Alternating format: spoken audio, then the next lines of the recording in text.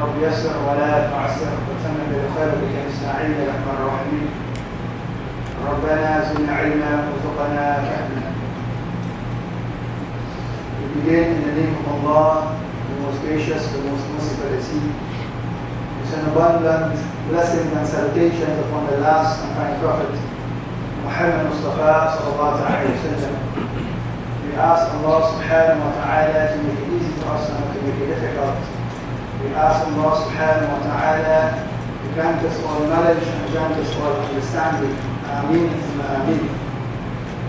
My dear esteemed and great gathering, my dear esteemed and handsome brothers in Islam and faith, our beloved Prophet, the last and final messenger of God, peace and blessings and salvation be upon him, that he said and he mentioned that Anna Rasulullah sallallahu alayhi wa sallam ra'a fi ashabihi, that he saw amongst his companions ta'akharan, that they were falling behind, they were delaying in coming into the first saf, into the first row.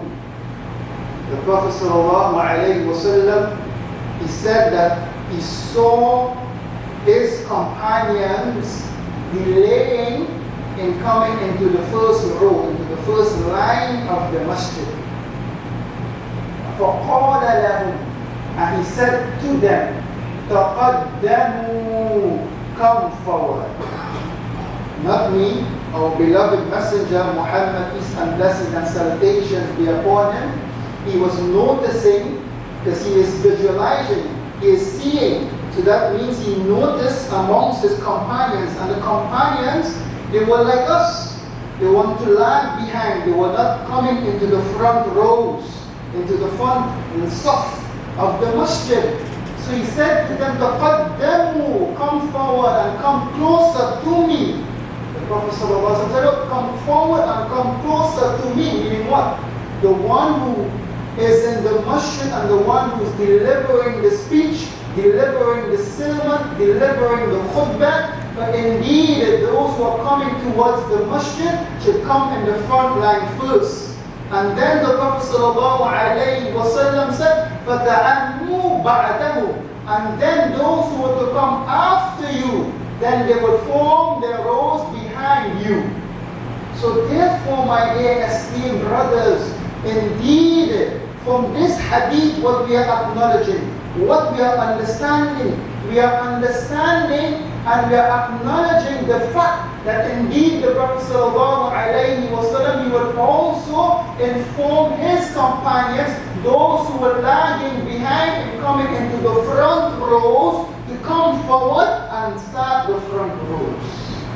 And then the Prophet ﷺ said that ta'akhara, those who lay behind, those who lag behind, but indeed Allah subhanahu wa ta'ala will put them behind.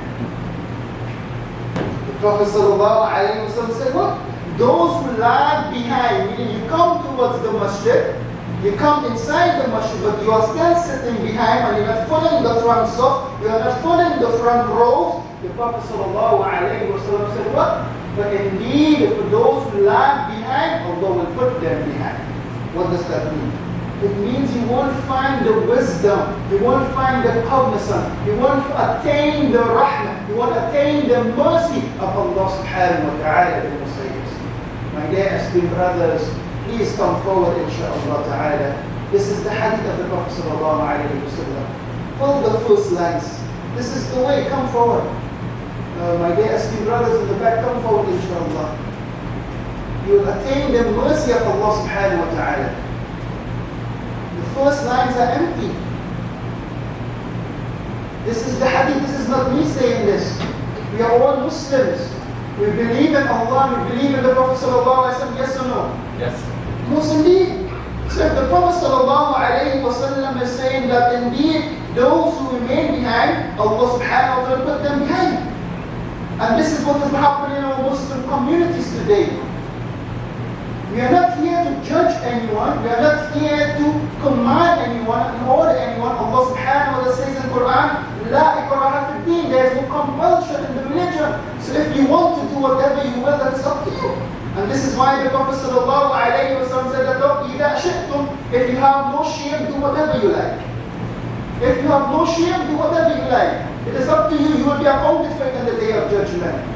Because the purpose of our Jummah, the purpose of our Friday gathering, while coming to the masjid, is to attain that mercy of Allah subhanahu wa ta'ala. To attain those barakah, that blessing of Allah subhanahu wa ta'ala. And it begins with the first groups. And then it goes into the second, then into the third, and then. This is the way, this is the format.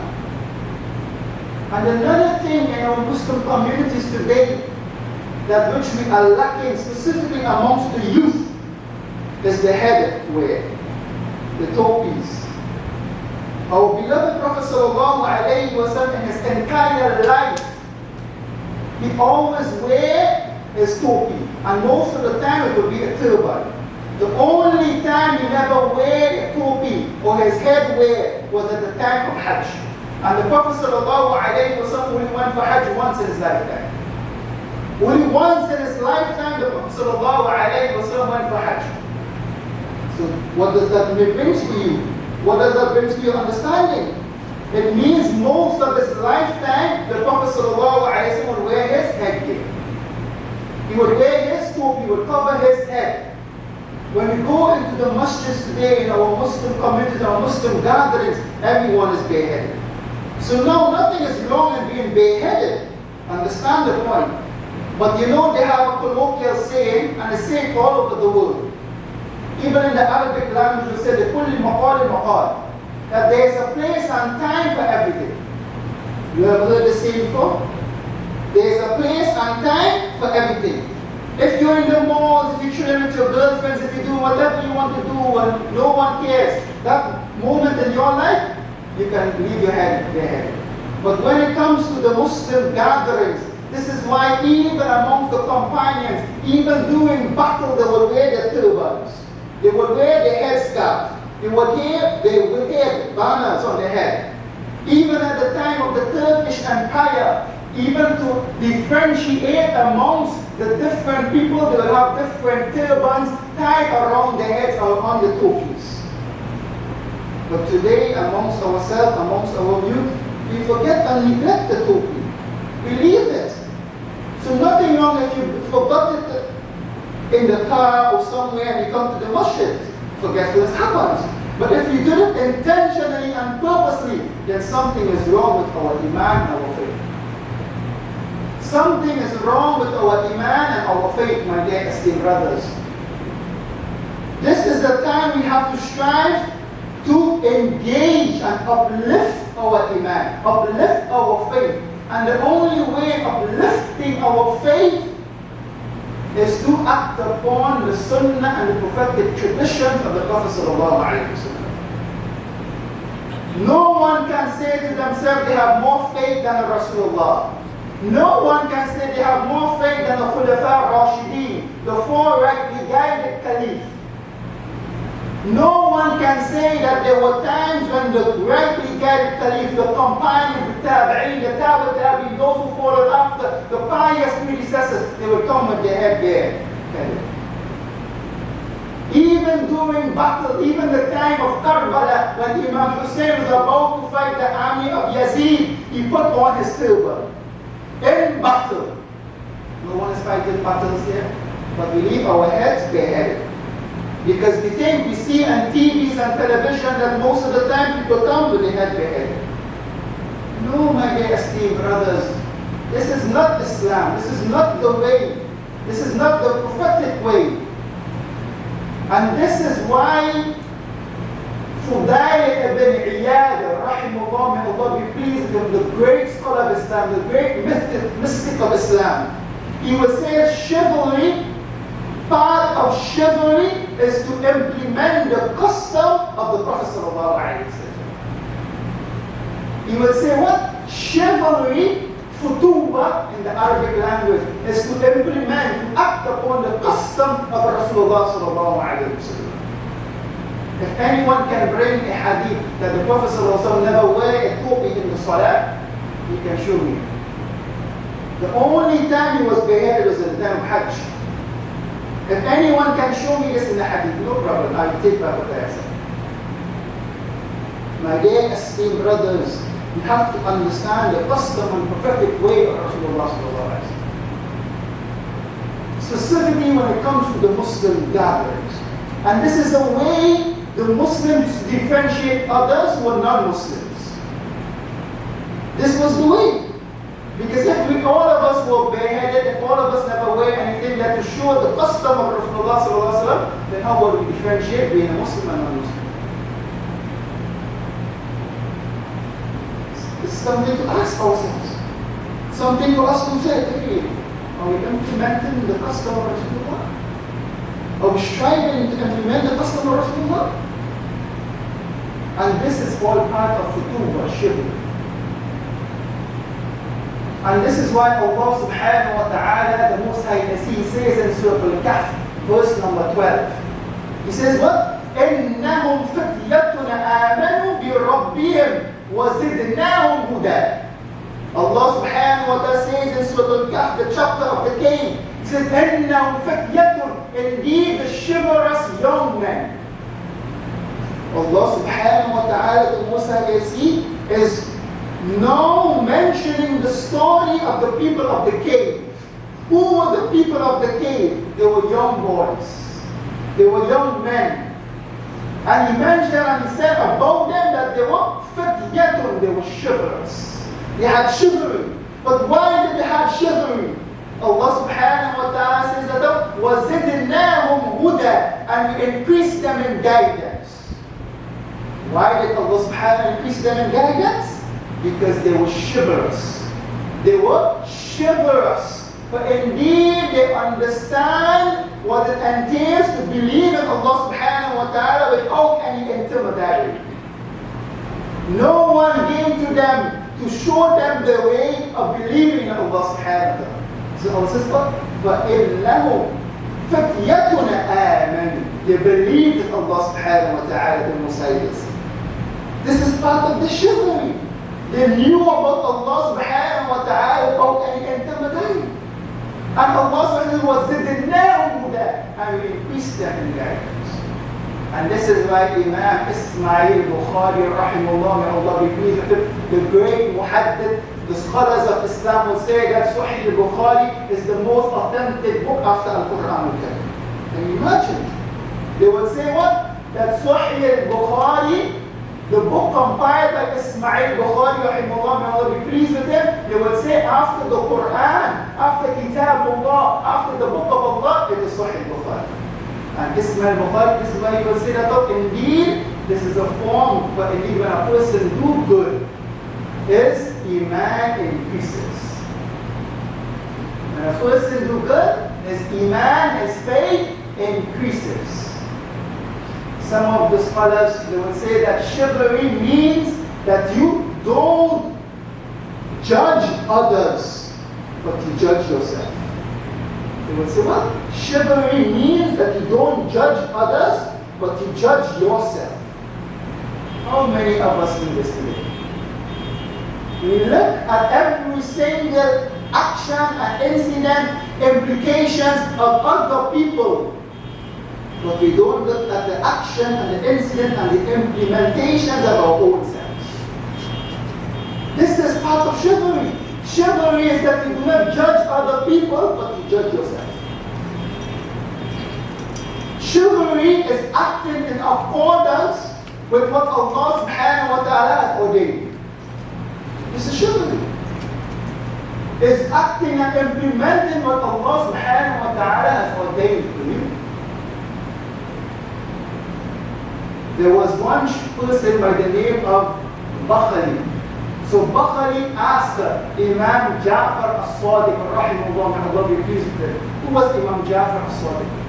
Imam Ja'far as-Sadiq was the great grandson of the Prophet sallallahu alayhi wa sallam. So he asked him, what is chivalry?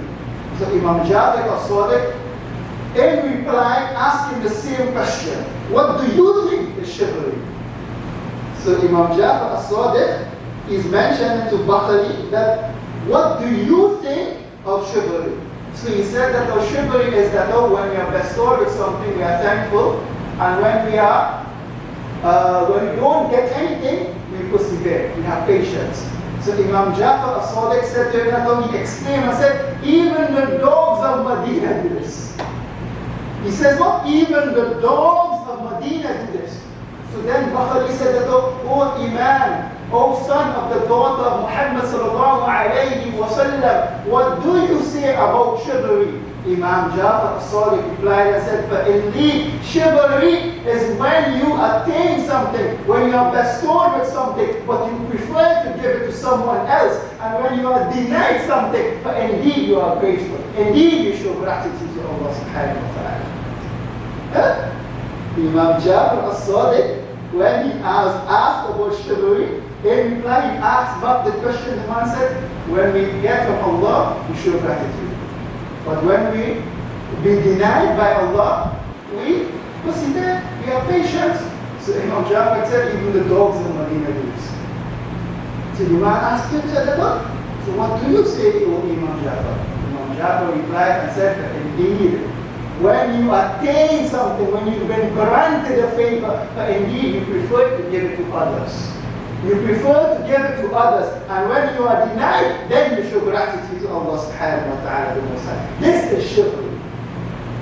So this is why one day in Medina, there was a man sleeping in one of the rooms after the pilgrimage. So in his dream, he dreamt someone stole his wallet, stole his purse. This man, after the pilgrimage, he went to Medina and he was sleeping. And in his dream, he dreamt someone stole his wallet, stole his purse. So he awoke. And when he waked up, he saw Imam Jafar as-Sadiq in front of him. He started to accuse him, started to accosted him, and started to reprimand him, saying, give me back my purse, give me back my wallet. So Imam Jafar as-Sadiq took him by the hand, carried him home, and asked him, how much or what you had in your wallet? The man replied and said, I had 1,000 dinars. So Imam Jafar as-Sadiq went home, carried him, and weighed out 1,000 dinars and gave it to him. So the man went his way. And when he entered his room in Medina where he was residing, where he slept, he saw his wallet, he saw his purse there. So then he became dumbfounded, he became shocked. So then he went back to Imam Jafar as-Sadiq to apologize and to ask for forgiveness. Imam Jafar said, what are you doing? He said that, oh, indeed, whatever I give, I don't take back. Imam Jafar as-Sadiq said, whatever I give, I don't take back. This was chivalry of Imam Jafar as-Sadiq. My dear esteemed brothers and sisters in Islam, understand the implementation, understand the act of Khutbah, understand the action of chivalry. And today chivalry is dead. Today chivalry is dead. You know, long ago, as men, young boys, they would say that when you want to show off for a girl, you would open the door for her and enter, and they'll say that, oh, this young man is very chivalrous. And nobody else, don't do that no more. They would say chivalry is dead. For indeed, there is a great narration that Imam Bushayri, rahimahullah, may Allah be pleased with him, he mentioned in his Risalah. For indeed, there was a man who got married on the night of his copulation, on the night of the nikah itself. For indeed, his wife came down with smallpox. His wife became ill with smallpox. So he said to himself, indeed, my eyes are hurting. Understand? He said that on the night of his nikah, on the night of his copulation, for indeed his wife came with the illness of smallpox. You all know what smallpox? It's a very severe disease. So he said to himself that, oh, my eyes are hurting. So much so, he started to tell himself that he is blind. So the wife came to his house and stayed in his house for 20 years until she passed away. Until she passed away, stayed in his house for 20 years until she passed away. And when after that someone asked him, how is it that you can see now? He said, I feigned the blindness. I used to feign my blindness so I couldn't see. For indeed, I never wanted to disrupt. I never wanted to anger. I never wanted to hurt my wife. I never wanted to hurt my wife. My dear esteemed brothers in Islam, look at this chivalrous. So Imam, he heard that, he said, but indeed you have outnumbered, you have outdone the most chivalrous acts of the young men. How many of us put it into our own lifestyle? How many of us look at the faults of even our own lives? This man just got married. Can you imagine? You know, get married. You know the night of population. Hey, your wife comes down with smallpox. Hey, so you're going to get angry. I can see it in your faces. You're going to get mad. But look at the chivalrous person he is. He said he feigned their lands. So much so that his wife came and lived in his house for 20 years until she passed away. And then he started to open his eyes and see everything. So someone asked him, hey, I thought he was blind, right? Yeah. He says, no, I only did that so I would not upset my wife. I only did that so I would not upset my wife. This was the chivalry of this person. And he outdone the most chivalrous thing from amongst the young men. And the most fit person who was the most chivalrous was Rasulullah sallallahu alayhi wa sallam. Because on the day of judgment, when everyone will be saying, Nafsi, Nafsi, myself, myself, me and me, Rasulullah sallallahu alayhi wa sallam will be saying, Ummati, Ummati, Ummati, my nation, my nation, my nation. Who can be more chivalrous than this? Who can be more chivalrous than Rasulullah sallallahu alayhi wa sallam? Because he understood what it means to give up yourself for others. This is chivalry. It's preferring others over yourself. And this is why the Prophet ﷺ mentioned in a beautiful hadith, and there are two narrations separate with the same meaning. The Prophet ﷺ, لا يزال تعالى, for indeed Allah subhanahu wa ta'ala consistently persists في العبد in the servant ما دام العبد في عون أخيه المسلم. So long as he helps the need of his fellow Muslim. So long as he helps and aid and assist his fellow Muslims. Prophet sallallahu alayhi wa sallam said what? Allah subhanahu wa ta'ala consistently persists in the need of the servant so long as the servant persistently is in the need of his fellow Muslims. This is the greatest act of chivalry today. This is the act that you and I need to develop in our Muslim communities today. My dear esteemed and beloved gathering, I will end with this inshaAllah ta'ala. I ask Allah subhanahu wa ta'ala to make us become cognizant of the true and inner dimension of chivalry. May Allah subhanahu wa ta'ala make it easy for us to accept and to understand. Ameen. Ameen. Shukran.